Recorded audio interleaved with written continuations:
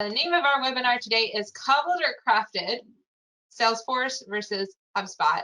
I'm very excited for this topic. Thank you so much for joining us. As you know, there are many CRM options on the market, and HubSpot and Salesforce, are constantly rated at the top. Both platforms provide companies of all sizes with a robust solution that can scale with your company growth. However, the differences start to emerge when you look at how both platforms were built and how that foundation contributes to ease of use and adoption. And that's what we're going to explore today. Before we jump into that, I just want to go over a couple housekeeping items. This will be a 45-minute interactive discussion. You can drop your questions and comments into the question box at any time. We'll try to answer them throughout the conversation, and we have a little bit of time at the end for Q&A as well. Additionally, we are recording this event, and we'll send you a copy, likely in your inbox tomorrow morning, to review and share with your colleagues. Next, introductions to your hosts. My name is Allie Lippman. I am a customer experience account executive at BrainSell. We are a growth enablement company, so what I'm doing on a daily basis is figuring out how we apply technology to your business's processes and people. I'm also a mom of two and a musician in my free time. I'm going to hand it off to you, Zoya. You can introduce yourself. I'm so excited to have you on with me today. Thanks so much for joining and for inviting me for another webinar. Always happy to be back. I am Zoya. I've been at HubSpot for over 3.5 years now. I was a Salesforce user for many years before that. For at least 6 or 7 years, I'd used Salesforce before coming over to HubSpot. And yeah, I'm just really passionate about helping companies grow and to kind of get rid of those the barriers on the way to growth and whatever friction and annoying things, because I'm a big believer if something is way too hard to do, there's probably a better way to do it. So we'll show you some fun differences in what that crafted versus cobbled approach is today. Absolutely. All right. Real quick, just our agenda. We are first going to talk about different approaches to creating an integrated tech stack for your sales, marketing, and service teams. Then we're going to take a look at the two leading platforms that we mentioned, Salesforce and HubSpot. Then Zoya is going to demonstrate the value of a platform with HubSpot. And we'll wrap up with questions. All right, let's jump in with it. So there are two common ways to create sales, marketing, and service tech stack for your team. One option is the best of breed approach, where you select technologies from different vendors to create a custom tech stack for your company. And while it's not always pretty, the best of breed approach does have its benefits. It can solve very specific, complex problems, and it requires you to be able to invest in integration. We help customers with this a lot. Help them build successful best of breed tech stacks, and it just takes a little bit longer, and it's usually at a higher price than implementing a platform option where you can easily turn the capabilities on when you need them. So today we're going to focus on leveraging a platform for customer experience needs. This means one vendor that unifies all those core technologies that you need as part of a platform. The value in this is that you have a unified interface across all your technologies, simplified training and adoption, out-of-the-box integrated view of the customer, standardized approach to digital activities across teams, and a single vendor relationship. So I'm sure everybody on this call is familiar with Salesforce. They've been a big fish in the CRM pond for a long time. Salesforce is a cloud-based customer relationship management platform, CRM, with applications for sales, service, marketing, and more that help bring customers and companies together. Salesforce launched in 1999 as a tech company for sales originally, and recognized that there was an opportunity to expand into other technology areas like marketing and service to grow their business. Instead of reinventing the wheel, building all these technologies, which could take time, they decided to add them into their portfolio through acquisition. So the Salesforce platform was actually cobbled together through big acquisitions like Pardot and Tableau, Slack, etc. And then they integrated these acquired technologies into the existing Salesforce technology stack. On one hand, this means that Salesforce has an end-to-end offering for sales, customer service, marketing, business analytics, etc., as well as a robust app marketplace to expand use and integrate to other business systems like ERP. But on the other hand, this means that the experience and connections can be different depending on the products that you're using. Because of that, Salesforce may present a steeper learning curve and require more admin resources, or more budget to get the systems working together. So total cost of ownership tends to be a little bit higher. Also, having siloed systems can have an impact on buyer experience by, for example, limiting personalization of your touch points or full visibility for issue resolution. Siloed systems or limited integrations can also lead to blind spots in business insights and cause organizations to only deploy one lifeboat at a time rather than strategizing holistically. HubSpot, on the other hand, has been around for 15 years now.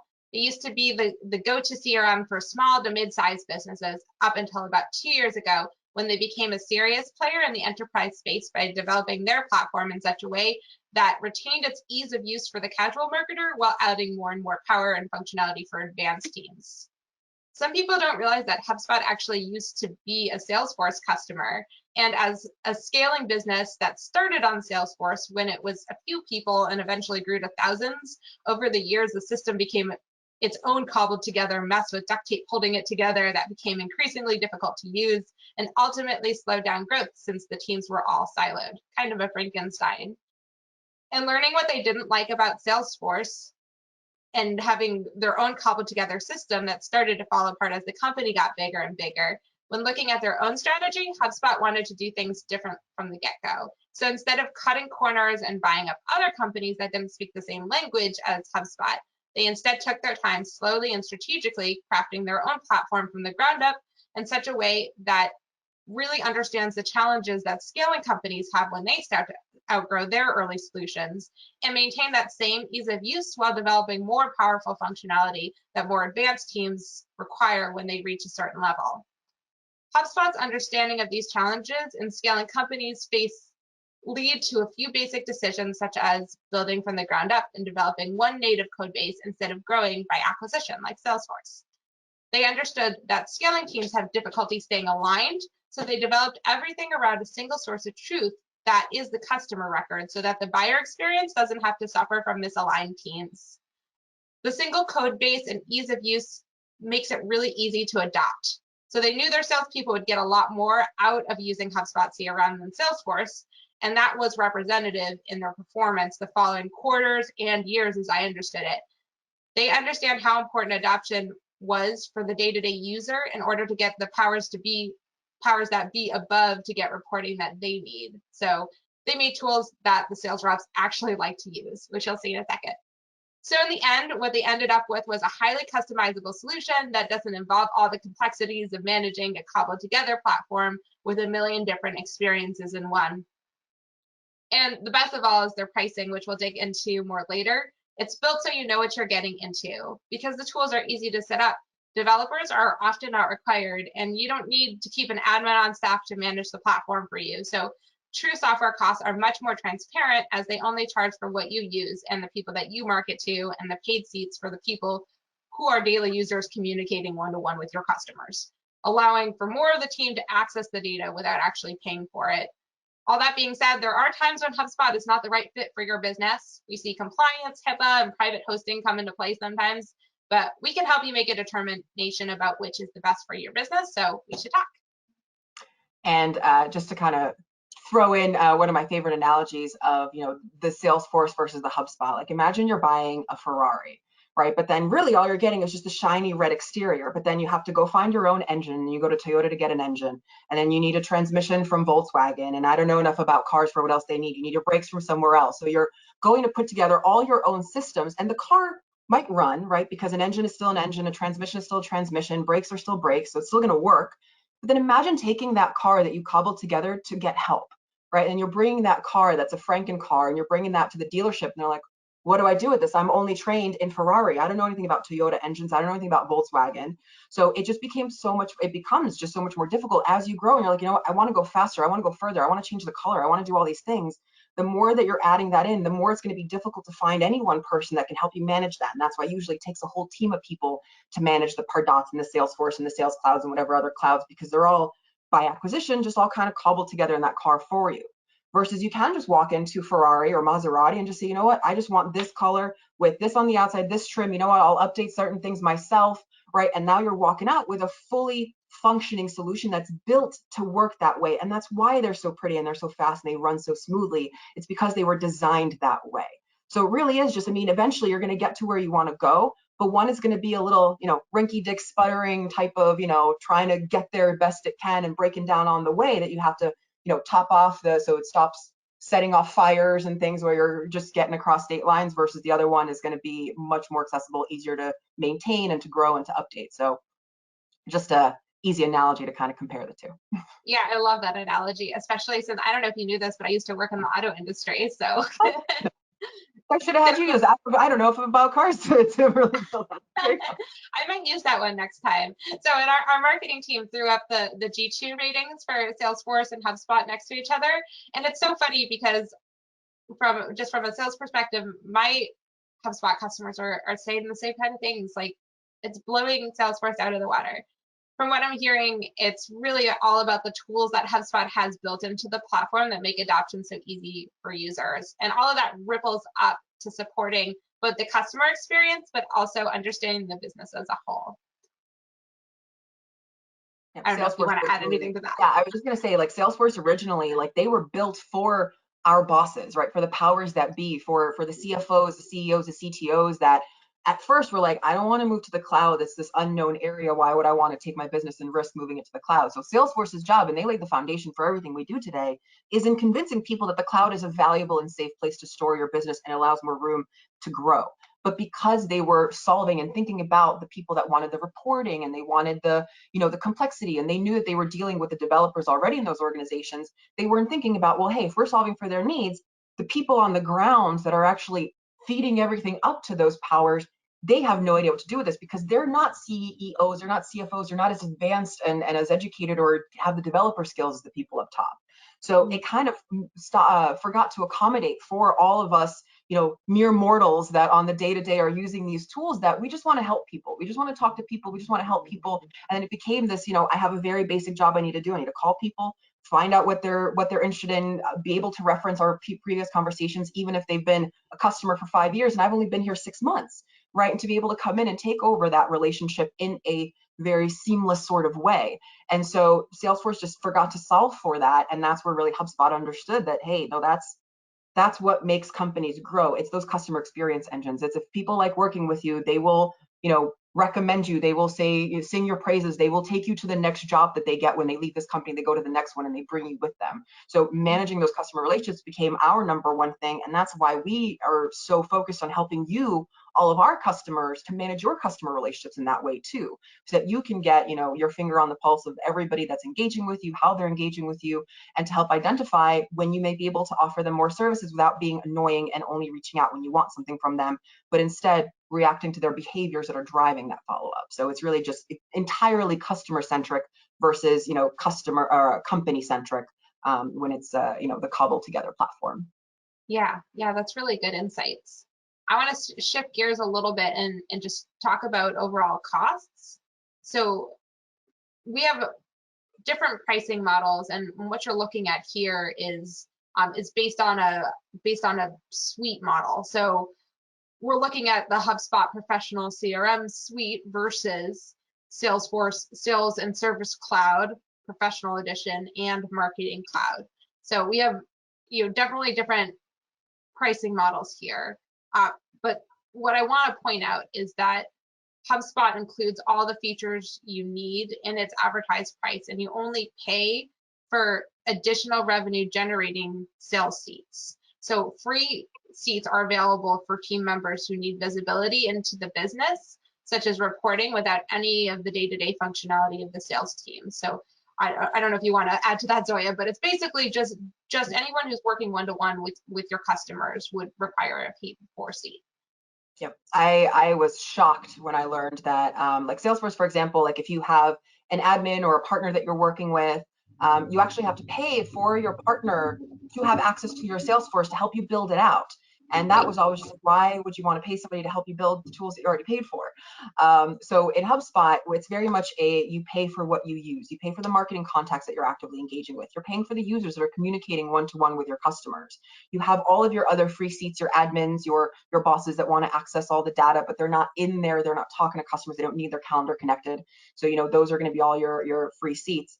And so really looking at and we also grandfather forever too, which is pretty cool, because we have customers that were, signed on a decade ago when, before Marketing Professional was really Marketing Professional, and it used to be $200 a month, and they, their usage expanded, they have more contacts, but we never charge them more because the tools, we're rewarding them for being such long-term customers. So we do, really look at our customers as we're here with you not just for now, but we want to be with you for 5, 10, 20 years down the line when you scale up, when you're, a global organization, just like how we grew over 15 years from, less than 10 people from a couple MIT grads to now we have 17 or 18 global offices and thousands of employees all over the world, and everybody's remote. And we were remote before COVID too, so it was already having that kind of experience. So yeah, just having that, understanding of what we went through when we scaled up and the challenges that we ran into is sort of how we, really geared our company and our pricing. And just between us, the Pro CRM suite is 45% off. You do the whole thing. And so that's 5 hubs right there that, which I'll show you kind of a highlight of a few of them that, that's basically your marketing, sales, service, CMS, that's your website, and your operations hub. So all that you need to build your customer experience engine starts at that $1,600 a month, which personally I'm not a fan of, but for customers, it's a great offer to take advantage of, because it just helps with that scalability too, right? That's adding new users, adding new contacts. As you grow, it's rewarding you for taking and being able to adopt more of that, more of the functionality, being able to support more of your team versus in Salesforce, if you add in Pardot, everything lives in Pardot, the reports stay in Pardot. If you invest another $10,000, it's not going to do anything for your Service Cloud, your Sales Cloud, any of your other clouds. That's just Pardot. So in HubSpot, you invest in any one, that's going to raise the whole tide because it's raising the whole platform. Right. So it's just a better scaling platform for, whether you're 2 people today and you plan on being 20,000 in a few years, or you're already, at thousands of employees. We're already working with, massive organizations all over the country with thousands of employees and millions of contacts. So we're not worried about, size. Just again, as Ali mentioned, where we're not there yet is HIPAA compliance. So some compliance issues, and that's basically the big one that we're, still not quite there yet. Right. Yeah. And we should also mention just in general the total cost of ownership. So it's not just the scalability, but there's also ongoing maintenance and what is required to maintain a platform like HubSpot versus a platform like Salesforce. And we are partners with both HubSpot and Salesforce. With Salesforce, we know that there's a lot more ongoing maintenance, admin work, and development that's required throughout the lifetime of the software. Whereas HubSpot is often just a one-time onboarding fee. There's a lot of free training that's available for users, just fabulous, fabulous trainings, I should say, that are available for users, both from a platform standpoint, but also from a high-level thought leadership type of standpoint. So, so just in terms of overall cost of ownership, we do see that HubSpot has a better overall lifetime value than Salesforce. Definitely fewer hidden costs, very upfront. And the other, the variables, as it were, it's if you want to hire somebody to manage your marketing campaigns, instead of having that in-house team, that's where some of those recurring services come in. But it's not paying for the tools, it's paying for your own growth, for your own, your website, your blogs, all the content that you're building out. That's where the recurring sort of things can come in. But usually if you have all that in-house, then yeah, it's just one-time onboarding fee, and then you get all of your 24/7 customer support. You get your customer success manager, your implementation specialist, a whole team of people, and the academy, which Ali called out. It's just so much data, because we understand you can have a Ferrari, but if you don't know how to drive stick, you're not going to leave the driveway. So we have everything in there, all the user manuals, both if you like reading, or if you like videos, or if you want to talk to people, we have basically a solution for all sorts of learners to help you take advantage of the tools, because you shouldn't be paying for the Ferrari to collect dust. Yeah, totally. I agree, although I would love to drive one sometime. Well, I'm actually going to hand it over to you, Zoe, if you want to share your screen now. I'd love to jump into the platform and get a little bit of a tour around. Or did I just turn off my video instead of, there we go, show my screen. That's all right. All right, so screen live here? Yes. Okay, perfect. So one of the things that I just want to call out is, as we're kind of moving through, is again, because everything is crafted out of, one piece of marble, right? The same manufacturer put together all these pieces, so it's all going to be very similar in how you use these tools. So even up here, you can kind of see, and I'll go into some of these, but you can see like here's, all your marketing tools, here are your sales tools, your service tools, your automation. So everything is in one, and essentially, when you're adding on your team, the permissions basically prevent that if somebody has no marketing permissions, they're not even going to see this drop down at all. So it just helps for having, the super admins of the companies that do need to be involved in everything. You have access to everything, but for those that just need to be focused on any one particular area, it's going to be much easier to adopt the platform when you're really staying focused on, what your day-to-day tools are. And a good rule of thumb when it comes to reporting, because that's, a very important aspect for so many companies is, well, what's the reporting like and how difficult is it to pull reporting? And I can't tell you how many people I talk to that have designated like, once a week we spend 2 hours, or once a month when we do our quarterly business reviews, we spend hours pulling reports. I'm like, you spend hours, the data's just not there for you? Like, am I that spoiled that I'm just used to I'm using the tools and the data's here? Right? But then I realized that you need to be using the tools for the data to be there. And that adoption is really that big difference in HubSpot, because, I've used many CRMs, Salesforce, Goldmine, Zoho. I like HubSpot. And it's not just because I work here. I have to use the tools every day, but it actually does help me work smarter, not harder. And for my managers, it helps them to see the reporting that I was never good at updating on my own, because I'm still not good at it, but now I don't have to remember to update it. It's just done for me. So flexibility and good rule of thumb is if it exists in HubSpot, you can report on it in a variety of different ways. You can, arrange your dashboards in the way that you want. You have all of your different, consolidated sort of views into your sales, your marketing, your service. So everything in one place, where for those of us that are, for example, in operations and just want to understand what is that high level picture of how are our campaigns actually influencing our revenue, I don't have to jump between 10 platforms and try to get these reports to talk to each other. And now that we're launching Ops Hub Enterprise November 1st, that's going to open up for more functionality with reporting and pulling data sets and doing some really custom report builders and all that. So really cool functionality. And then for those people that, the powers that be that aren't in HubSpot every day, you can just create recurring emails for these types of dashboards and share them to Slack, share them the recurring emails. So all the important parties are kept up to speed without needing to log in and access this data. And out of the box, so we have 4 different record types, and you do have the flexibility to add in custom objects at any of our enterprise level products. You have the ability to create custom objects, but out of the box, you get contacts, companies, deals, and tickets.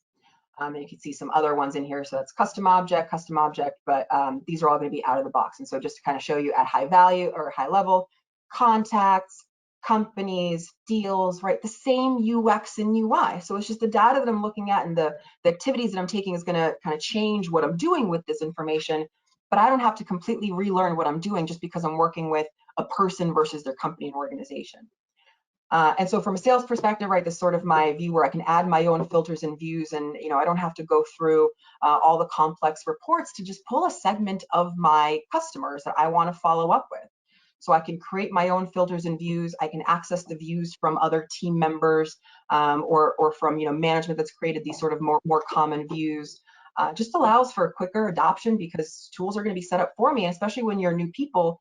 Just have things set up for me. That was one of my biggest things of, oh, here's your report. Just remember to update it to your name. You don't have to do that. That's stupid. Why would you do that? Just have a me feel. Like that seems like such a simple, like no brainer, like duh, just have me. So I'm logged in. Can't you tell it's me?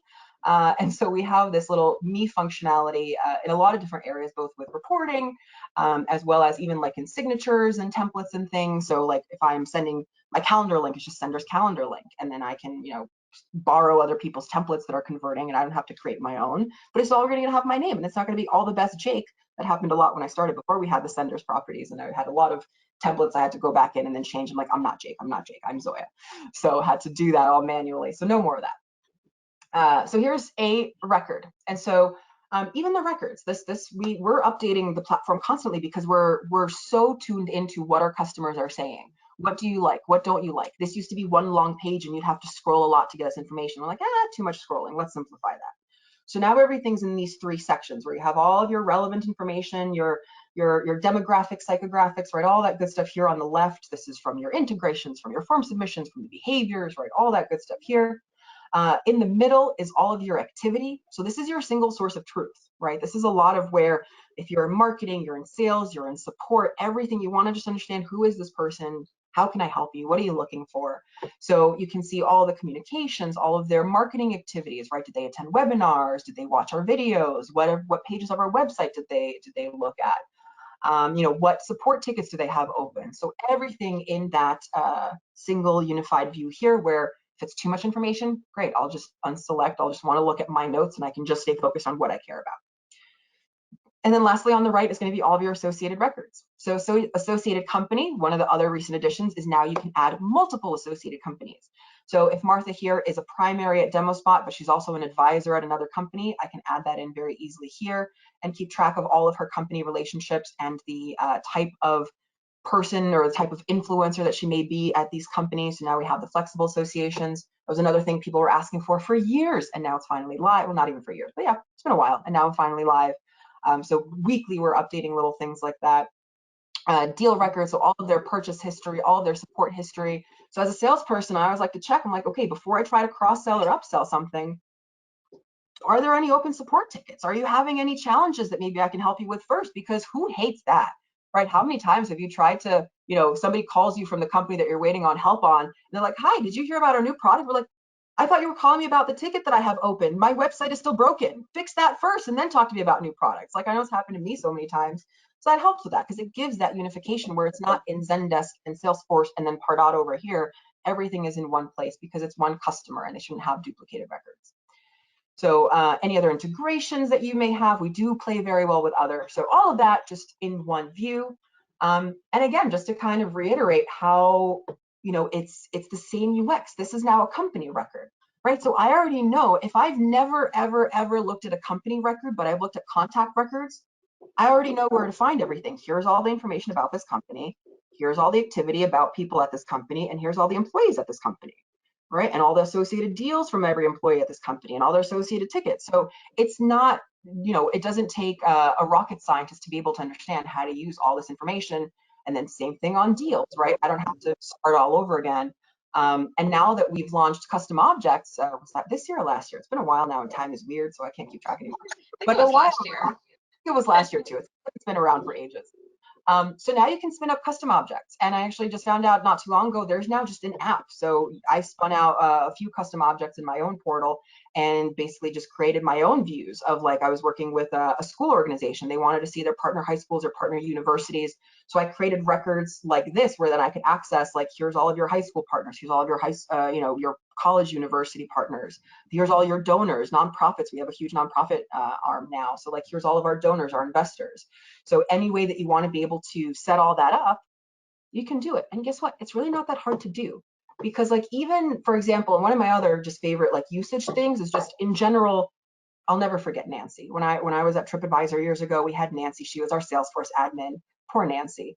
She was the only admin for all of TripAdvisor. And so all of the teams that would talk to her and be like, hey, Nancy, can we get this button because we don't use this language? Hey, Nancy, can you make this a little bit easier? Poor Nancy had such a long list.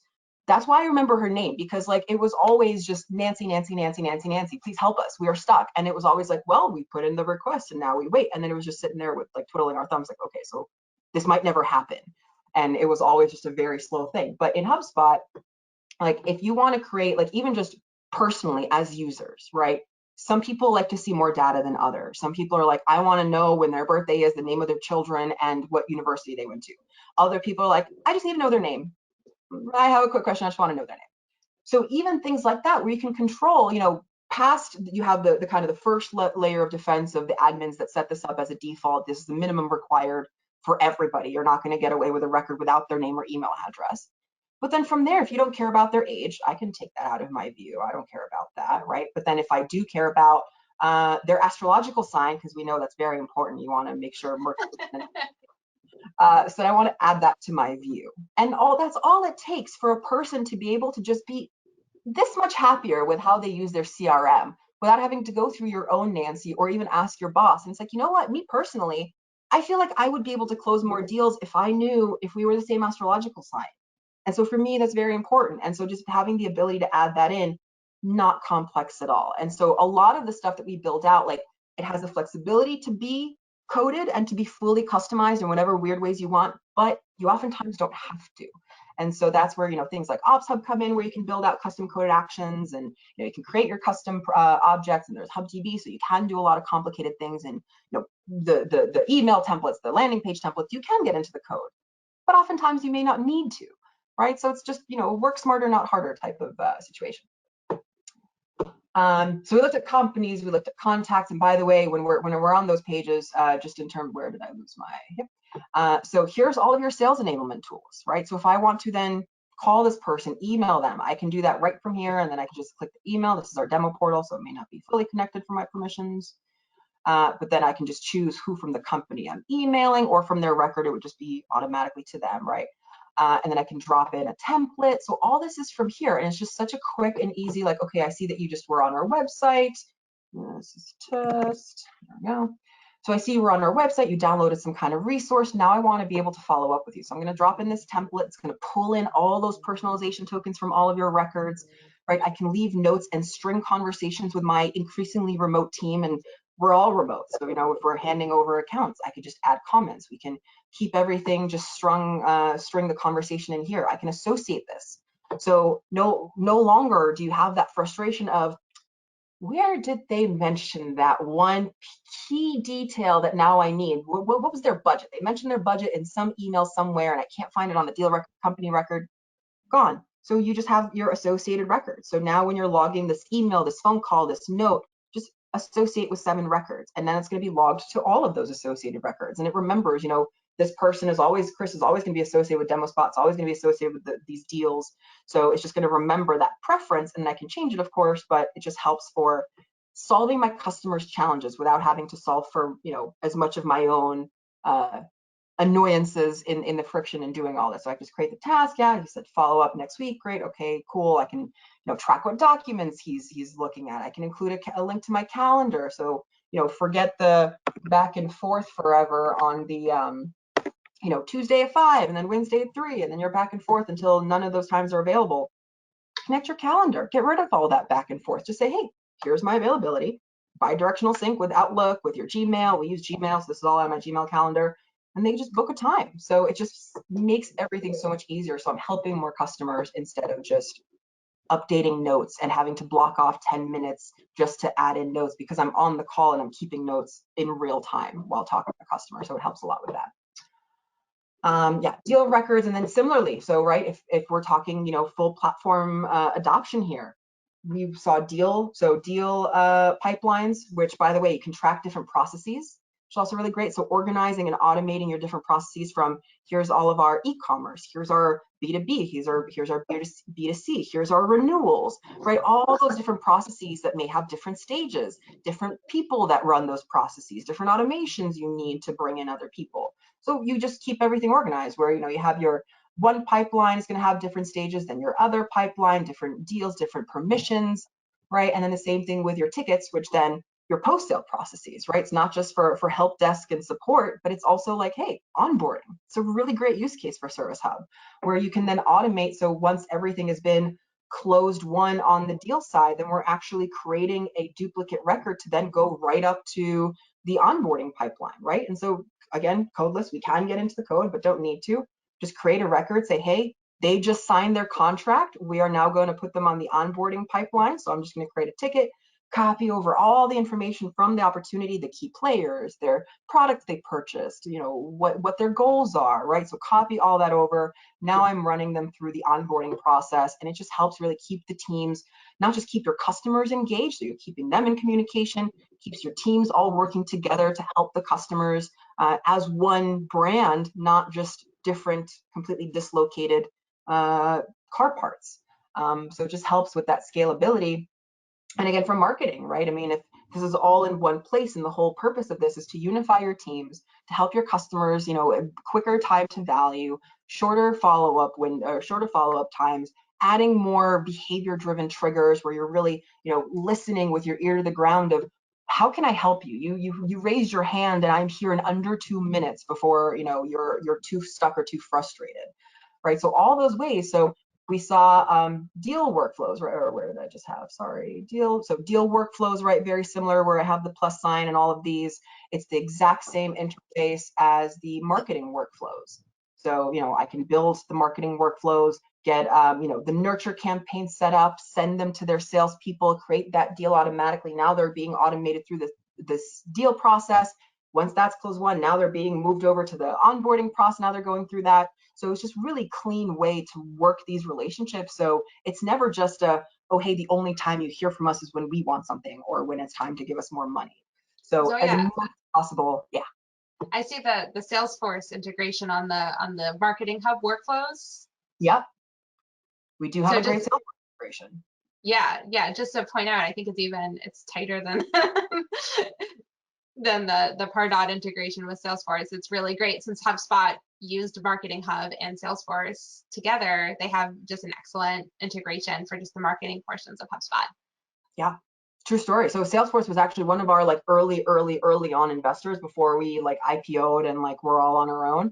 But yeah, we have and I've heard it from a lot of people that have used it. Our integration with Salesforce is a lot better than Salesforce's integration with Salesforce in their own clouds, because we built with that in mind and solving for those having had that insight view versus just, oh, we're just going to buy this that already exists and then just try to put band-aids and duct tape around it so it kind of works together.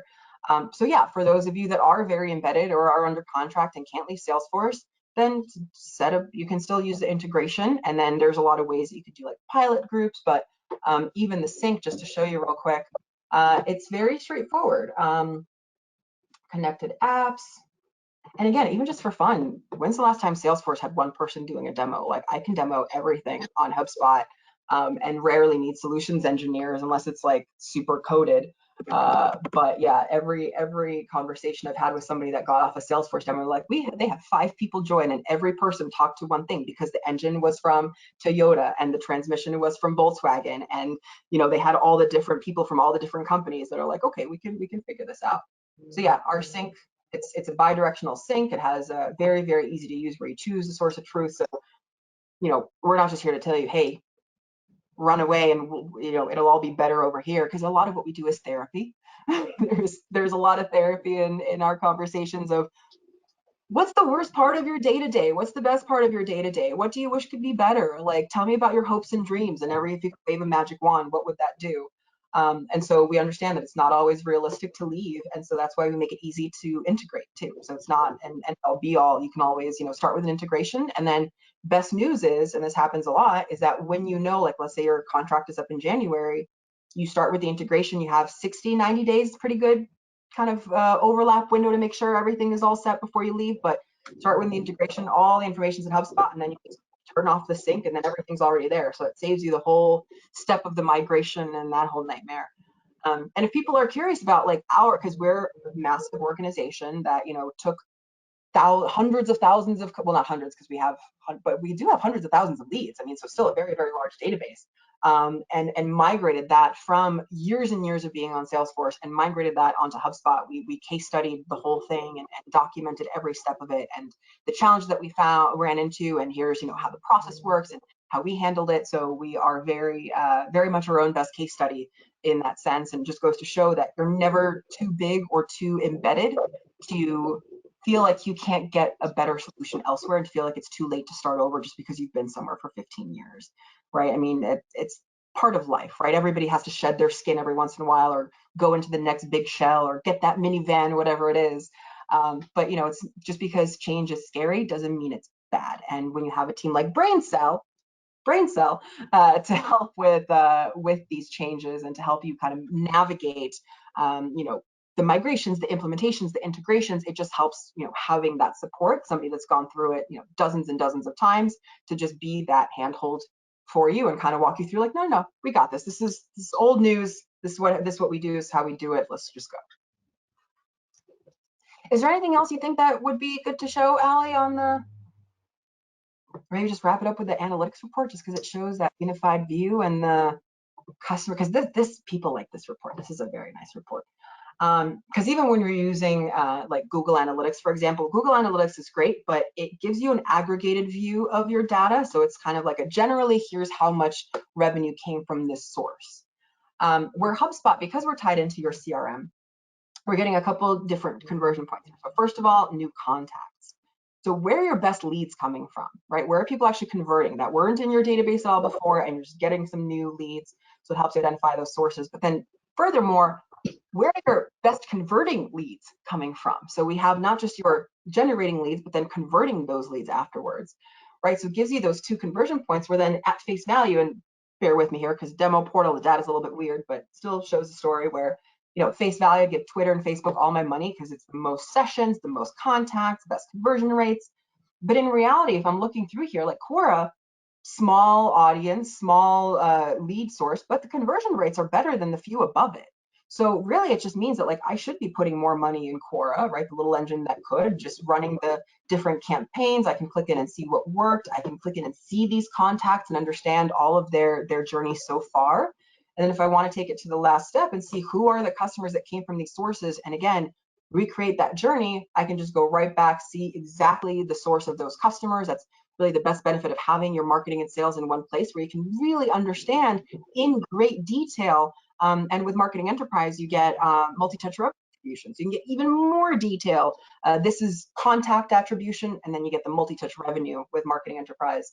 But that contact attribution still gives you that, like you can still see, you know, what their deals were, how much they purchased, and all that leads back to that journey. So it really gives you all the insight you need to take the guesswork out of your campaigns and say, can I get another $5,000 for my budget this year? I don't know. Like, how can I prove value? How can I even ask for that? You can say, you know what?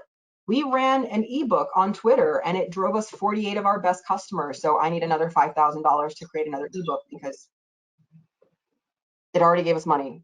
So we know it's a good investment. So it takes all that guesswork out of it. You understand what your best assets are, where your best sources are, and really where you should be spending your most time, or where there's opportunity where you're maybe missing some low-hanging fruit as well. Yeah, thanks. It's something that I talk a lot about with marketing customers. How do we prove out their efforts and really make sure that they're putting time, energy, and money into the right activities to drive revenue for the company? Marketers never get enough credit. They don't. They really Sarah, don't. you're great. Yeah, no, we love you guys, but that's why I'm calling it out. Like, I know marketers don't get enough credit because it's so hard for you to prove your ROI, and because the sales are the ones that get to walk in on their, you know, their high horse and say, look at this $1 million deal I just closed, right? No, I'm the best ever, and I found them on LinkedIn, and I did this and that, but they don't know that marketing was already like marketing to them for ages and sending them lots of targeted LinkedIn paid ads and doing all this other stuff. So by the time you got to them on LinkedIn, they already knew who your company was, and they already had that, you know, credit kind of already the foundation built there of who you are, what you do. So then sales just gets to come in and close it. But yeah, marketing doesn't get enough credit. And so this is really where, like, I always say that the best agencies, like if you do have an agency, the best agencies use HubSpot and the worst agencies avoid HubSpot because there's nowhere to hide. And so the best agencies love it because they want to show off and say, look what I did. Look at all this awesome stuff that I did for you and all the money that it drove. And the bad ones are like, don't look at what I did. No. We ran an SEO strategy and we did keywords, and you closed some business, didn't you? Well, I think we know why, right? So that's just something to keep in mind is, you know, more reporting is better. And so if you are working with agencies that are keeping any of those reports close to their chest, I'd maybe look at other agencies like BrainSell. Thanks, Zoya. Well, great. Is there anything else that you want to show, or should we transition to our Q&A?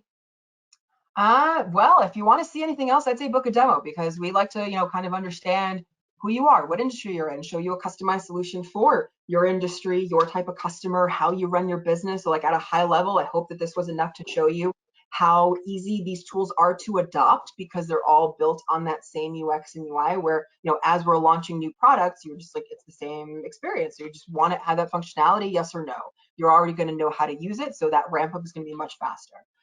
From there, yeah, if you want to know if it's really a good fit for you, if it's you know, consolidating your tech stack. So if you do need integrations, you can always Google HubSpot and blank integration and find one of the ways. But if you have, you know, just already your own Franken system, then let's talk about how much we can kind of simplify and consolidate for your own sake so that you don't have to log in and log out and pull the reports to report on the reports. Right. So, yeah. Awesome. Let's transition now to Q&A. We have a couple questions already, but I want to encourage everybody who's here with us today to throw your questions down into the question box, and we will get to them as they come in. All right, so the first question that I have here is, okay, we've been using the same CRM for at least a decade and concerned about what making a change would involve. How hard is it to migrate to another CRM system? so kind of touched on that a little bit already, and Yeah. Allie, I want to speak to that some too, since you actually manage and handle those migrations. But just putting it simply, I think that, you know, anything is hard to do if you only give yourself a week to do it, right? I mean, that's, so having good, reasonable expectations is going to be the first step to success. Is just understanding, you know, starting the process earlier. Giving yourself more time is going to be better than giving yourself less time. You know, this was a project that took us in kind of a year of a phased approach, where they took kind of team by team. They did a pilot group. So like, I was one of the last teams to move over to HubSpot when we finally, you know, got rid of Salesforce entirely.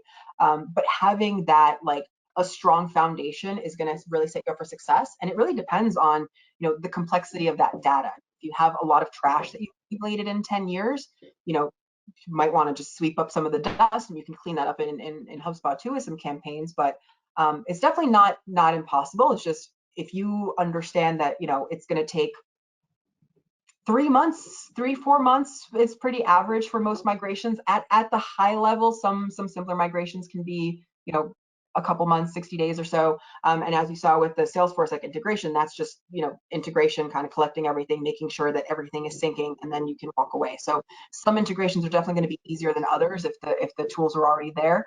And Allie, I don't know if you want to add to that too, from some of the more complex situations that you've seen. Yeah, it's, you know, it's funny because at BrainSell we deal with a number of different CRMs and implementing a number of different CRM systems. So I have to say, you know, that HubSpot is one of our easier solutions to stand up. That typically we do see a lot of migrations that take, you know, 60 days, 60, 90 days, which is great in comparison with more complex integrations on other platforms, which can sometimes take a year or so. But a lot of times it's all about your data cleanliness going into the migration, but also about how well you know your processes, your business processes, which is really why we begin every implementation with business analysis, so that we can whiteboard out what those processes are and figure out the best way to apply the technology to your processes, rather than trying to fit yourself into how you think the software should behave. So that's kind of where we begin. And I would say that, you know, like I said, typically we're seeing with HubSpot kind of around that 60-90 day mark. And then complex integrations or complex migrations can take a little bit longer, but we try to get you to value as quickly as possible. So a lot of times our projects are agile. So we're iteratively going live with functionality, getting people using the system, and then perhaps going live down the road a little bit further with a integration. Yep. And one of the things, like, you can always have a minimal viable product. Like, we have resources to get a basic CRM set up in a week. So if it's a matter of, I just need to create some properties and I need to just like connect my inbox, like certain things can be done immediately. But just having that fully functioning, fully built out is really where we're talking about, that 60 to 90 days. But for the average user, you can get something up and running in less than 30 pretty easily. Mm-hmm. So we have another question. We are currently exploring both Salesforce and HubSpot. We have an in-house CRM. What would you say is the key difference between the two platforms that would move us to the HubSpot platform? Adoption. Yeah, that adoption, the ease of use, if you have an extra $100,000 that you just want to pay every year for a salary, isn't at least, like, I feel like a Salesforce admin is like at least a 6-figure salary. So yeah, if you have that, and again, it's just the HIPAA, the compliance, right? If there's certain regulatory things that we just can't solve for, then that would be, you know, at this stage, at least, it would be a no-brainer for Salesforce, because that's one of the first disqualifiers, is if you have HIPAA requirements, you shouldn't be using us for CRM. You can use us for marketing, and a lot of people do, but it's usually integrated with a HIPAA compliant CRM. So yeah, if you're looking for something that needs to be adopted and used by the team and up and running, and especially like with remote teams, because I was when I was learning Salesforce, having already used Salesforce for 4 years and then having to relearn it entirely in HubSpot. When I joined HubSpot, it was a completely different Salesforce instance with all new stuff. I had to sit over somebody's shoulder for 30 to 60 days and just watching what they do. I'm like, where do I click? What do I do next? I'm so confused. And then there was so many documents upon documents of like, you click here and then do this and the screenshots and all the things. I'm like, wait, where do I go? And I lost this. And so it was just recreating all that was such a nightmare. This is very easy to adopt remotely. So if all you have, even if you just take the certification or you just, figure it out kind of. I mean, there's a lot. You just walk in and you see your sales tab and you have your templates. It's just very straightforward. The help button is on every page. But the Academy certifications are really the best way to get all that integrated. Yeah, and just to add a little bit to that, I think typically when I see homegrown CRMs, well, there's a number of reasons that a company would go down the path of building their own internal CRM, but a lot of times it's because they feel that their business processes are so complex or different that a typical out-of-the-box CRM could not support those processes. And I think with something like HubSpot, you're able to fit a lot of processes into the one platform because we have the ability to manage different pipelines and different processes. I love what you showed in the demo, for instance, about going from a closed-won deal and automatically creating an onboarding process. So we're taking a look at all of those processes and figuring out how do we best apply the technology to them. So that's definitely somebody I'd want to talk to a little bit about to understand the business more, and we could help you make a determination about which is the best fit for you. But just in terms of supporting those different processes that you might feel are atypical from a business that might be able to just slip right into an out-of-the-box CRM, we can absolutely handle that kind of complexity. And that actually reminded me of something else I wanted to call out too, is that if you're already looking and exploring potentially switching a CRM, I would also highly recommend being open to learning about new ways to do certain things like processes. Because there are so many companies that I talk to that ask me, can we do this very complicated like manual thing? I'm like, you can, but should you? Like, why would you do that? So there's so many people that I talk to that are just so used to these manual processes, or by having to overcompensate for solutions that they're just used to, where then we can tell them, it's like, you realize you can cut out these 10 steps and just push this button, that's going to do all of it for you.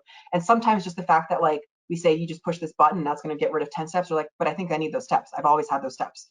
So you're now telling me I can just skip 10 steps and push a button, and they're like a little bit nervous about it. So just all I'm going to say is, to that, just be, if you're switching CRMs, there's going to be different, not just the tools and the adoption, but also there's going to be multiple ways to solve for your challenges. That when you're working with a platform like Salesforce, typically it's harder to have those multiple solutions because it depends on how the developer built it out, and there's so much more complexities and it's so much more involvement. Versus in HubSpot, with anything, you're going to have a few different ways to get to the same end result. So it's just going to be a matter of what's the best way, where can you use the most superpowers out of the box, what's going to be the most efficient way to get there to get to the same end result.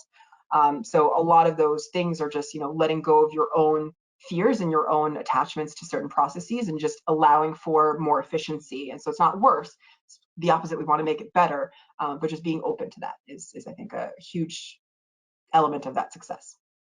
Awesome. So I think we have time for one more question, and I've chosen this one because I want to answer it. So thank you, Tom. We are a manufacturer that's totally dependent upon our MRP system. I assume that's a manufacturing resource planning system to run all manufacturing and planning. Does HubSpot sit separately, or will information be shared with the MRP system?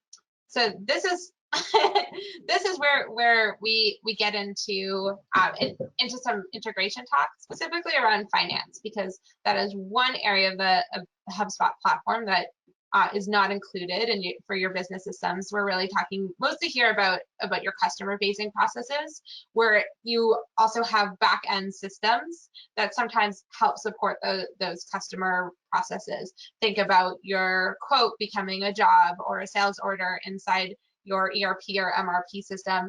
Think about tickets as they relate to work orders, or being able to look at transactional history when you're dealing with a customer service issue. All of those things might require some cross-system pollination.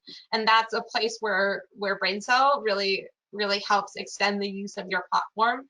We do lots of ERP integrations. We've integrated QuickBooks and Intact with HubSpot and worked on integration approaches for multiple ERP systems and multiple CRMs. Manufacturing is very near and dear to our heart. We have a big Sage ERP practice, so we're very familiar with the use cases and with making those things talk to your customer-facing platforms, something like Salesforce or HubSpot. So would it sit separately? Absolutely. Yes, HubSpot does not do manufacturing resource planning. However, the information that's important to serve up to your customer-facing people, like your sales, service, and marketing folks, can be integrated with HubSpot really easily through APIs and also through modern data approaches. And we have an incredible team that focuses on just that and making sure that we have the right approaches to those integrations so we can best support your business for the long term. Do you want to add anything to that, Zoya? That was a great answer. The only thing that I'll add is we're not naive in thinking that we're solving for everything for everyone. We understand that really where our sweet spot is in those core, customer experience. You need to find a customer, nurture the customer, close the customer, collect their money, and then keep them happy, right? So kind of like a very basic, then you're going to have your Zoom integrations, your Gmail, you're going to have your ERPs, your QuickBooks, like there's going to be these other point solutions. So we built our system specifically, strategically in a way that still makes it easier to consolidate a lot of those external channels into HubSpot. We have a lot of pre-existing integrations already out there that basically bring in those elements into HubSpot, like we saw with the Salesforce actions. Similarly, when you're building on APIs, that's where you can kind of build your own interface and pull in data from these other sources, so you can still access data from other databases, still have that single source of truth. But maybe the data is being, like a HIPAA, that's a very common solution where the data isn't being stored in HubSpot, but it's being viewed in HubSpot, where like I can source it, view it, and then act on it, talk to my customer, do whatever I need. So yeah, we make it very easy to integrate with those other solutions, with open APIs, with our existing, and now with Operations Hub as well, to automate certain actions in other platforms as well, and creating your custom coded workflow actions. So it just makes everything a little bit more simple for, when you do have more advanced needs outside of the basic. We just need to find people, get money from them, and then keep them happy. Thanks, Zoya. All right, guys, I'm going to wrap it up because we're at time here, but thank you for this really wonderful, engaging session. Before we close, for those that don't know us, BrainSell is a growth enablement company and trusted resource when it comes to selecting, implementing, and adopting new technology. We work with different CRM, marketing, and customer experience vendors to help you make choices that are right for your company. Today, we're offering all attendees a free process and technology stack audit to identify any friction points across your current solutions, as well as 10% off our migration services should you decide to migrate to new technology. So you can hit us up at growth@brainsell.net, and I am looking forward to hearing from folks. Thanks again, Zoya. This has just been awesome. Thank you for hosting with me. Thank you, Allie. Thank you, everybody, for joining us. Have a great day. Thanks so much. Bye now.